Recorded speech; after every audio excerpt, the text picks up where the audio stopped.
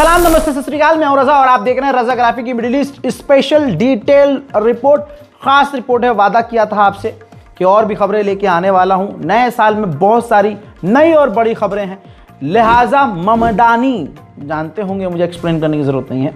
ममदानी ने मेयर की शपथ ले ली और शपथ लेते ही, अब बिल्कुल शुरू से चल रहा हूं, जब उन्होंने शपथ ली तो बवाल इसलिए हुआ क्योंकि उन्होंने कुरान पर हाथ रखकर शपथ ली।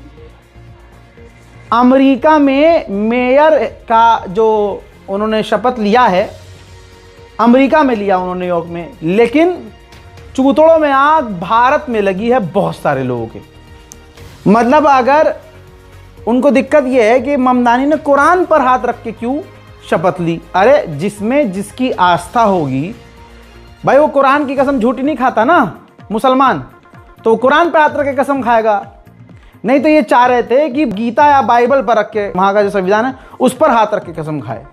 हजरात, वही दोगले लोग जब उनकी तारीफ करते हैं जो गीता पर हाथ रख के कसम खाता है, तो उनको अपना दोगलापन नजर नहीं आता है। बहरहाल गोबर की क्या बात करनी। बहरहाल ममदानी ने कुरान पर हाथ रख के जो है मेयर की शपथ ली और उसके बाद जो पहला जो काम किया उसने, जो ममदानी से पहले इजराइल का समर्थक मेयर था न्यूयॉर्क का, उसने कई सारे कानून बदले थे। उसमें एक कानून ये था कि जो भी कंपनियां इजराइल की हैं या इजराइल के समर्थक वाली हैं, उनका बाइकआउट नहीं किया जा सकता। जो बाइकआउट चल रहा है अमेरिका में, तो इसका डर जागा, तो उसने सोचा जाते जाते मैं कानून बना जाता हूँ कि भाई कोई भी इजराइल की कंपनियों का बाइकआउट नहीं करेगा। पहला कानून बनाया।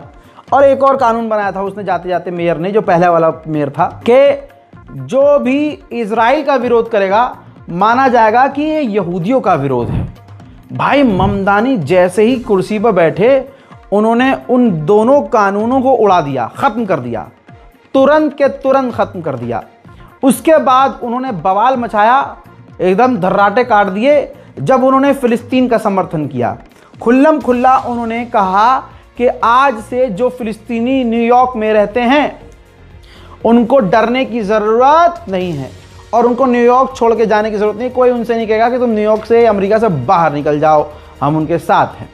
साथ ही भारत के जेल के अंदर बंद उमर खालिद, उनके बारे में भी उन्होंने आवाज़ उठाई, कई सारी बातें उन्होंने की। इसकी वजह से भारत में ममदानी, अब ममदानी का तो कुछ उखाड़ नहीं पाएंगे, ममदानी का तो कुछ कर नहीं सकते ये, तो अब ये क्या करेंगे देखिएगा आप, ममदानी के नाम पर ये भारत के मुसलमानों पर हमला करेंगे। वही समझ रहे हो आप। अब मामला ये है कि एक और संगठन था BDS, जो इजराइल के खिलाफ ऑर्गेनाइजेशन थी, संस्था थी, उसको बैन कर दिया था पहले वाले मेयर ने, तो उस पर से भी ममदानी ने पाबंदी हटा दी है। इसके बाद इजराइल को तो आग लगनी थी। इजराइल के अखबारों ने तुरंत लिखना शुरू कर दिया और इजराइल की सरकार ममदानी पर बुरी तरह से भड़क गई है कि इन्होंने पहला ही दिन जो काम किया है एज अ मेयर, उन्होंने इजराइल के खिलाफ अपनी नफरत दिखाना शुरू कर दी है। मैं जब अरब के मुसलमानों को कुछ कहता हूँ, उनको झकझोड़ता हूँ, तो बहुत सारे भारत में बैठे मुल्ला जी हैं, बुरा लग जाता होगा उनको, बहुत गरियाते हैं मुझे, कह रहा है ये तो ईरान का चमचा है। अरे भाई, मुझे चमचा कहो या प्लेट कहो, औकात तुम्हारी ये है कि आज तुम्हें मुंह छुपाना पड़ेगा इस खबर के बाद। जॉर्डन अरब है ना, जॉर्डन की गवर्नमेंट ने, अल्लाह अकबर, मैं ये खबर पढ़ूंगा, मैंने कभी सोचा नहीं था। जॉर्डन के गवर्नमेंट ने जॉर्डन के इमामों को बैन कर दिया है कि जो भी जॉर्डन का इमाम है वो अबू उबैदा का नमाज जनाजा नहीं पढ़ा सकता। ये है अरब और अरब की असलियत। बजाते रहो अरब के नाम पे ताली, अरब अरब, हाँ उसको ही, अरब को ही देखकर आप ईद मनाओ। स्पेन भी बड़ा काम कर रहा है। स्पेन यूरोपीय यूनियन पर दबाव डाल रहा है कि इजराइल पर पाबंदी लगाओ, तमाम वो इंसानियत के खिलाफ काम कर रहा है। उधर भाई साहब जो तुर्की के राष्ट्रपति हैं रजब तैयब एर्दोगान, भाई वो फ्रंट पर आके खेल रहे हैं, मज़ा आ गया। हालांकि इस आदमी का मैं समर्थक नहीं हूं, लेकिन जहां बात सही करेगा मेरा पूरा सपोर्ट है।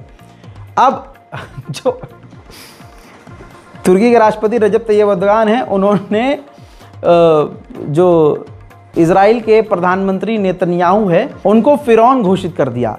देखिए, özellikle de Netanyahu denilen bu firavunun yaptıkları yanına kar kalmayacak. Çünkü 7'den 70'e çok mazlumun ahını aldı. Bu yavruların ahı onun yanına kar kalmaz. Televizyon ekranlarında o çadırdan başka her şeye benzeyen rüzgarların, yağmurun, çamurun içindeki o yavruların hali herhalde onların ahı Netanyahu'ya kar kalmaz. हजरात बहुत सारी उन्होंने बातें कही। Netanyahu फिरौन है, जो Israel ने किया है वो भूला नहीं जाएगा, उसकी सज़ा उसे ज़रूर मिलेगी। हम गाज़ा और फ़िलिस्तीन के लिए जो कर सकते हैं हम कर रहे हैं, हम वहाँ मदद भेज रहे हैं, आगे मदद भेजते रहेंगे, फ़िलिस्तीनियों का साथ देते रहेंगे। वहीं इजराइल के एक और फ़ौजी ने अपने आप को खुदा, हाँ बोल नहीं सकते ना, वो बैन है जुमले। तो आप देख सकते हैं कि इजराइल को ही अपनी बड़ी बड़ी मुसीबतों से दो चार होना पड़ रहा है और उस खबर को वो छुपा रहा है। 2 साल की जंग के बाद इजराइल कहाँ पहुँचा है? दुनिया की नज़र में गिर चुका है, जीडीपी को तगड़ा नुकसान पहुँचा है, इजराइल का टूरिज्म ख़त्म हो चुका है, इजराइल की असलियत दुनिया के सामने आ चुकी है। इजराइल से अब कोई प्यार नहीं करता उनको छोड़कर। हालत ये है कि इजराइल की 32% आबादी 2 साल की जंग के बाद, इजराइल की 32% आबादी को मेंटली डिस्टरबेंस है और उनको हेल्थ, दिमागी तौर से वो परेशान है, उनकी हेल्थ काफ़ी वीक हो चुकी है और दिमागी तौर से वो प्रेशर में है जिनको ट्रीटमेंट की ज़रूरत है। और ये इजराइल की रिपोर्ट है। मैंने आज एक वीडियो में, पता नहीं किस वीडियो में, लेकिन एक जुमला इस्तेमाल किया था, वो भी पक्का है, पक्का हो गया कि यूएई इलाके में एक नया इजराइल है। मुसलमान भेष में, अरब के भेष में एक इजराइल है यूएई। सोचिए, इजराइल ने सोमालिया के टुकड़े किए और सोमालिया लैंड को मान्यता दे दी। सारी दुनिया ने विरोध किया, तमाम अरब देशों ने नाराज़गी जताई, क्योंकि सोमालिया अरब देश है भाई, उनका भाई है। लेकिन यूएई चुप रहा और बिना कुछ कहे इस हराम के जने ने, यूएई की गवर्नमेंट ने क्या किया, ये रहा स्क्रीनशॉट आपके सामने। यूएई ने चुपके से सोमालिया लैंड को मान्यता दे दी है। अब वो सोमालिया लैंड के लोगों का पासपोर्ट एक्सेप्ट कर रहा है।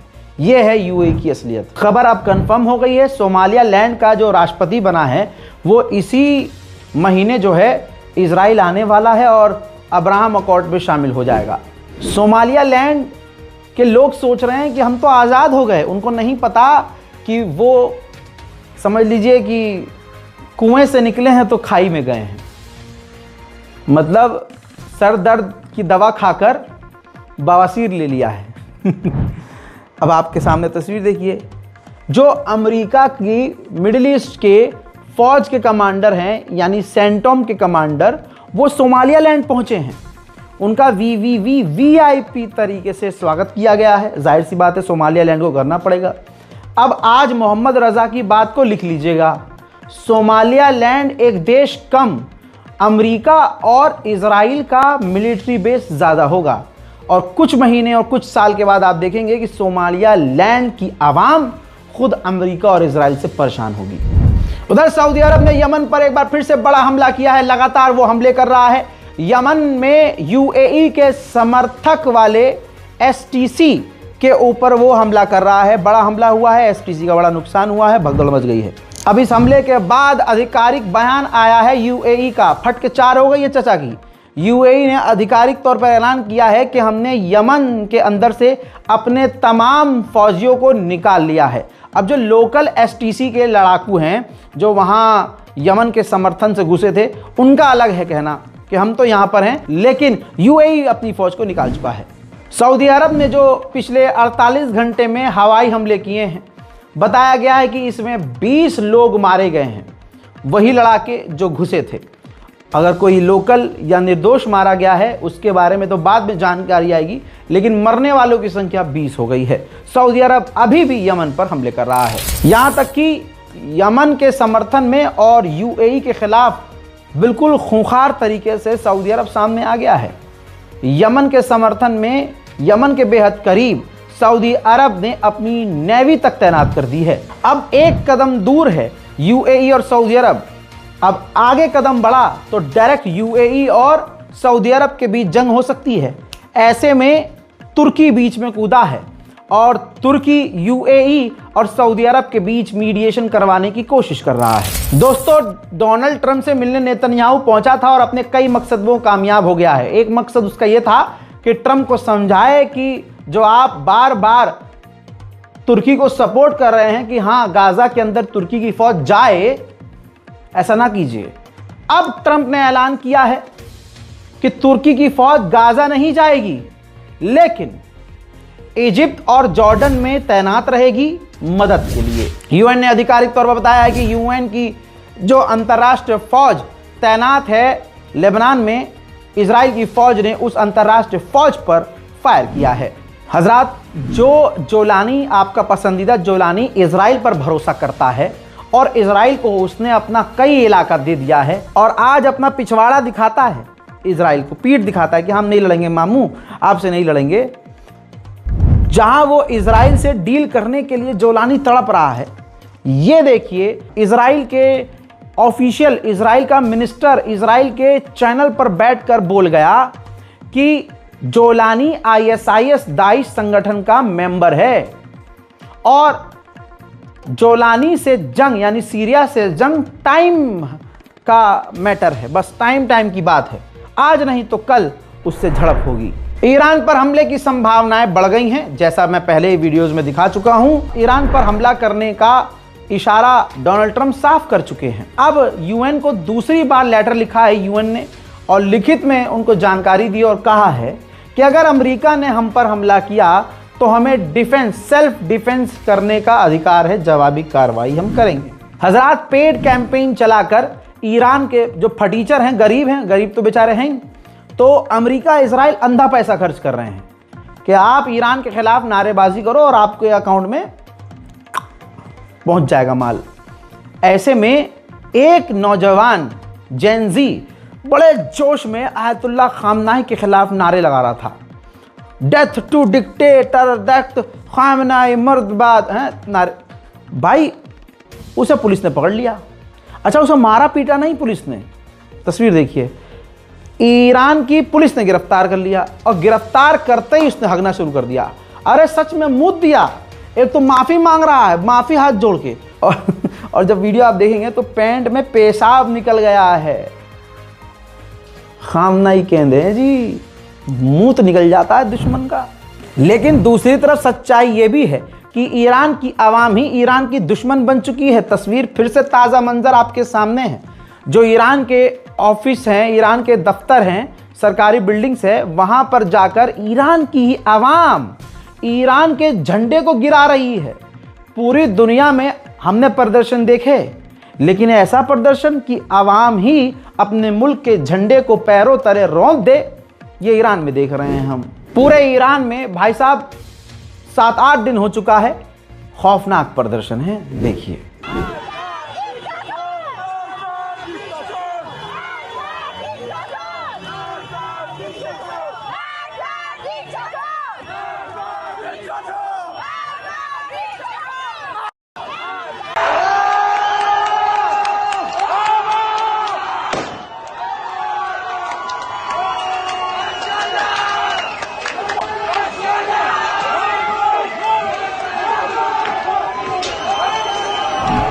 दोस्तों, ये जो कुछ भी हो रहा है अमेरिका और इजराइल, खासकर इजराइल कर रहा है, क्योंकि ईरान से सामने से इजराइल लड़ ही नहीं सकता है। अब माइक पॉम्पियो जो अमेरिका के पूर्व फॉरेन मिनिस्टर हैं, उन्होंने बड़ी बात कही। डोनाल्ड ट्रंप को इन्होंने मेंशन भी किया है, कहा कि ईरान की जो रिजीम है आयतुल्लाह खामनाई की, वो गिरने वाली है और जो अलग अलग इलाकों में, तेहरान में, जहदान में, मशहद में प्रोटेस्ट हो रहा है, नेक्स्ट स्टॉप बलोचिस्तान, यानी बलोचिस्तान जो ईरान का इलाका है, वहाँ भी इसने प्रदर्शन करने को कह दिया और कहा है कि 47 साल हो गए हैं इस रिजीम को, यानी खामनाई के रिजीम को, और जो डोनाल्ड ट्रंप हैं, ये डोनाल्ड ट्रंप की अमेरिका की सरकार भी 47वीं है, तो ये कोइंसिडेंट नहीं हो सकता। और इन्होंने विश किया है हैप्पी न्यू ईयर तमाम ईरान के उन लोगों को जो सड़कों पर हैं, ऑल्सो मतलब उनके साथ जो मूसाद के लोग चल रहे हैं उनको भी हैप्पी न्यू ईयर है। तो आखिरी लाइन से ये क्लियर हो गया कि ईरान के लोगों को हैप्पी न्यू ईयर और उनके साथ चलने वाले मूसाद को भी हैप्पी न्यू ईयर। यानी ईरान की सड़कों और गलियों में जो कुछ हो रहा है मूसाद कर रहा है। और कितनी क्लियरिटी आपको चाहिए भाई। इजरायली ऑफिशियल्स और इजराइल की इंटेलिजेंस का मानना यह है कि ईरान की रिजीम बहुत जल्द गिर सकती है। ऑल आइज ऑन ईरान दोस्तों, ईरान की हालत खराब है। ईरानियन गवर्नमेंट ने, ईरानियन पुलिस ने कई सारे प्रदर्शनकारियों को गिरफ्तार किया है और बहुत मोहब्बत से बयान जारी किया कि हम प्रदर्शन के खिलाफ नहीं हैं, हम मानते हैं, जानते हैं कि वो परेशान है और प्रदर्शन कर रहे हैं, उनका राइट है, लेकिन वो जो सड़कों पर तबाही मचा रहे हैं, उत्पात मचा रहे हैं, ये गलत है। वहीं मेरे दोस्तों आपके सामने एक स्क्रीनशॉट रख रहा हूं, ध्यान से देखिए। जो लाल लाइन नजर आ रही है ये अमेरिका का ड्रोन है जो ईरान के बेहद करीब उड़ रहा है और जासूसी कर रहा है। जहां ये सब कुछ हो रहा है उधर ईरान ने, तस्वीर आपके सामने है, एक बार फिर से इन तमाम चीजों के बीच मिसाइल टेस्ट कर लिया है। इन तमाम चीजों के बीच ईरान के डिफेंस मिनिस्टर ने कहा है कि हमारी मिसाइलों को बम से तबाह नहीं किया जा सकता और अगर हम पर हमला किया तो बिना रुके, बिना हेजिटेट हुए हम तुरंत जवाबी कार्रवाई करेंगे और बड़ी करेंगे। हजरात, कहा जा रहा है कि रशिया इस वक्त ईरान का पूरा साथ दे रहा है। सबूत आपके सामने हैं, लगातार आपको 3-4 दिन से बता रहा हूं, आज फिर ये ताज़ा मंजर दिखा रहा हूं, सबूत आपके सामने हैं। रूस के एयरक्राफ्ट भारी मात्रा में उतरे हैं ईरान। खबर ये, अंदाजा ये लगाया जा रहा है कि ईरान को रशिया ने भारी मात्रा में एयर डिफेंस सिस्टम भेजे हैं। उधर ईरान ने ऐलान किया है कि हम अपने हथियार बेचने को तैयार हैं और क्रिप्टो करेंसी लेने को तैयार हैं, क्योंकि ईरान की जो पाबंदियां हैं ईरान पर जो लगी हुई है उसकी वजह से वो अपने करेंसी में नहीं कर सकता है। तो ईरान ने ये ऑफर निकाला है कि दुनिया का कोई भी देश उनसे हथियार क्रिप्टो करेंसी में खरीद सकता है। उधर ईरान को मिली है बड़ी कामयाबी, ऐलान करके ईरान के ऑफिशियल ने बताया कि अब तक का सबसे बड़ा साइबर अटैक हमने फेल कर दिया है। अमेरिका को डराने का काम, जैसे यहाँ हिंदुओं को डराया जाता है, सरकार इन्हीं की, सब कुछ इन्हीं का है, लेकिन हिंदू खतरे में है, ऐसे ही इजराइल अमेरिका और अमेरिका को डरा रहा है। नेतन्याहू ने ताज़ा बयान में कहा है कि ईरान के पास अगर बैलिस्टिक मिसाइल है तो वो उसमें परमाणु लगाकर सीधा हमला अमेरिका पर भी कर सकता है। तो जिनका घर अमेरिका के अंदर है वो भी खतरे में है। ईरान के राष्ट्रपति जिस मोड में है ना, सबक है। हमारे यहाँ गंदा पानी पीकर 10 से 14 लोग मर गए और अगला मंत्री कहता है घंटा तुम्हें कुछ पता है, घंटा तुम हो क्या हो, घंटा घंटा घंटा। ईरान का राष्ट्रपति अपने ताजा बयान में यह कह रहा है खुल्लम खुल्ला कि आज कुरान के हिसाब से अगर हम लोगों की प्रॉब्लम सॉल्व नहीं कर सके तो यह हमारी गलती है, हम जहन्नम में जाएंगे। और अगर हम लोगों की मुश्किलों को हल नहीं कर पा रहे और आज जो बिगड़े हुए हालात हैं हम उसको सही नहीं कर पाए तो इसमें हमारी गलती है। अमेरिका या किसी और की गलती नहीं, हमारे दुश्मन की गलती नहीं है, इसमें हमारी गलती है कि हम मैनेज नहीं कर पाए। तो खुल्लम खुल्ला ईरान के राष्ट्रपति अपनी कमियों को कबूल रहे हैं और कह रहे हैं कि हमारा मकसद ही यही है कि हमें लोगों की ज़िंदगी आसान बनानी है। हज़रात, मिडिल ईस्ट स्पेशल रिपोर्ट पे फिलहाल के लिए इतना ही। इस रिपोर्ट को शेयर करना मत भूलिएगा, चैनल को सब्सक्राइब कीजिए, वीडियो को शेयर कीजिए। जय हिंद।